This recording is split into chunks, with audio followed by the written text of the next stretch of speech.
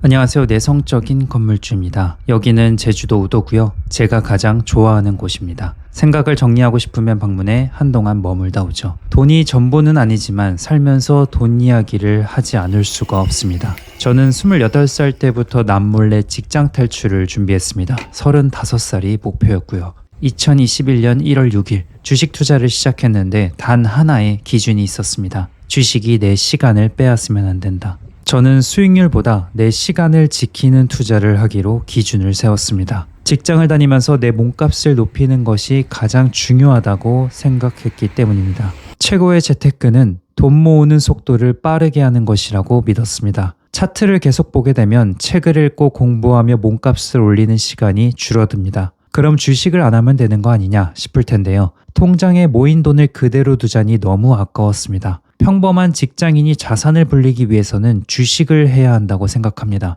부동산도 있지만 접근하기 쉬운 주식도 매력이 있습니다. 하지만 주식은 양날의 검이죠. 가진 돈을 다 잃기도 하니까요. 그래서 공부를 해야 합니다. 힘들게 모은 돈을 잃기 싫어서 꽤 많은 시간과 에너지를 들여 책만 읽으며 공부했습니다. 저는 최악의 경우를 생각한 후 선택하는 아주 우유부단하고 겁이 많은 사람입니다. 주식 공부를 하며 내린 결론은 단 하나. S&P 500이랑 나스닥 100을 사자. 어이없는 결론처럼 보일 수 있지만 제 상황에 가장 맞는 투자였습니다. 차트를 확인하고 싶은 마음이 생기지 않는 것이 중요했습니다. 그래야 평소처럼 공부하고 성장하는 시간을 지킬 수 있었기 때문입니다.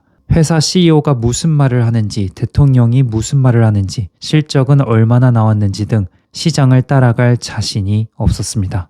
그래서 저는 투자금의 70%는 S&P 500, 30%는 나스닥 100 이렇게 투자를 했죠. S&P 500, 나스닥 100 지수 투자는 장기적으로 보면 수익률은 확실한데 마라톤과 비슷합니다. 매우 고독하죠. 다른 사람들의 주식은 몇십 %씩 오르고 내 수익률은 제자리에 있는 것처럼 느껴집니다. 하지만 각각의 투자에는 장단점이 존재합니다. 워런 버핏이 이런 글을 남긴 이유가 있습니다.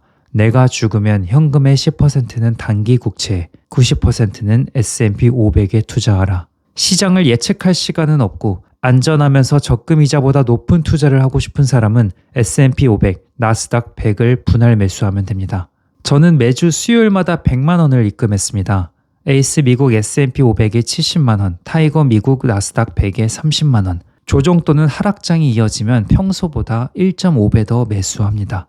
상승장에서는 평소대로 매수하고 하락장에서 더 많은 양을 매수하는 전략입니다. 많은 수익률을 기대할 수는 없지만 꾸준하게 은행금리보다 높은 수익을 얻어갑니다. 중심을 잡고 가는 투자는 복리의 마법을 경험하게 해줍니다. 시간이 흐를수록 그 속도는 배가 되죠. 투자를 하면서 느낀 건 절세계좌 ISA를 활용하면 세금을 많이 줄일 수 있다는 점이었습니다. 저는 투자를 한 지 3년이 지난 시점에 알게 되어 활용하지 못했던 것이 제일 아쉽습니다. ISA 계좌를 이용했다면 최소 몇백만 원은 더 벌었을 겁니다. ISA 계좌는 아무 증권사에서 만들 수 있습니다. 다만 3년 동안 돈이 묶이기 때문에 장기 투자 계획이 있는 분들에게 적합합니다. S&P 500 사라고 하는 영상은 옛날부터 있었습니다. 제가 처음 시작했던 5년 전에도 고점이다 라는 댓글이 많았습니다. 곧 폭락이 오니 그때 담으라는 말도 있었죠. 근데 저는 그냥 그때부터 계속 샀는데 어느 날 하락장이 왔습니다. 그런데 하락장을 맞아도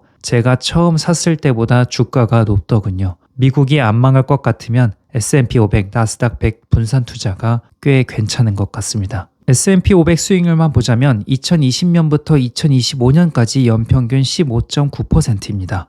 최근 10년 평균은 13.7%, 최근 20년은 10.7%입니다. 예적금 금리 2, 3%랑 비교할 수 없는 수익률이죠. 제 목표는 연 5% 수익률이었습니다. 그래서 이렇게 적어두기도 했었죠. 물론 5%보다는 수익률이 매년 좋았습니다. 그런데 지수 투자를 시작하면 매번 이런 유혹이 생깁니다. 단기간에 크게 오른 종목들. 하지만 대부분의 개인 투자자는 개별 종목 투자에서 좋은 수익률을 유지하지 못합니다. 주가는 오르는 과정에서 큰 하락을 반복하기 때문이죠. 저도 사회 초년생 때 경험해봤지만 여윳돈 없이 투자하거나 대출을 활용하면 멘탈이 흔들리고 결국 원금을 잃게 됩니다. 부동산 경매 투자에서도 비슷한 실수를 하는 사람들을 보죠. 대부분 투자 대상에 집착하고 있었습니다. 내가 해야 할 일을 끝냈다면 본인의 삶으로 돌아갈 줄 알아야 합니다. 핸드폰만 붙잡고 있으면 결국 잘못된 선택을 하게 되니까요. 저는 주식을 매수하는 수요일에만 증권사에 들어갔고 다른 날에는 일절 보지 않았습니다. 3년 동안 지수 투자만 하며 제 일에 집중했습니다. 그러다 사업이 안정화되는 시기가 왔고 세계 경제와 개별 주식 공부를 시작했습니다. 투자금 전체 중 50%에서 70%는 지수 투자, 30%에서 50%는 개별 종목 투자, 이렇게 운영하고 있습니다. 지수 투자로 시장을 따라가고 공부하고 싶은 회사를 개별로 투자하니 재미가 있더군요. 누군가는 말을 왜 바꾸냐라고 할 수 있지만 내 목표와 현재 상황에 맞게 수정하는 것일 뿐입니다.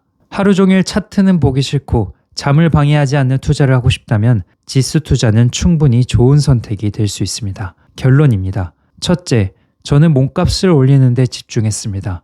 둘째, S&P 500, 나스닥 100을 매주 일정 금액 투자했습니다. 셋째, 3년 동안 빠짐없이 실행했습니다. 넷째, 경제적 여유가 생긴 이후 포트폴리오를 확장했습니다.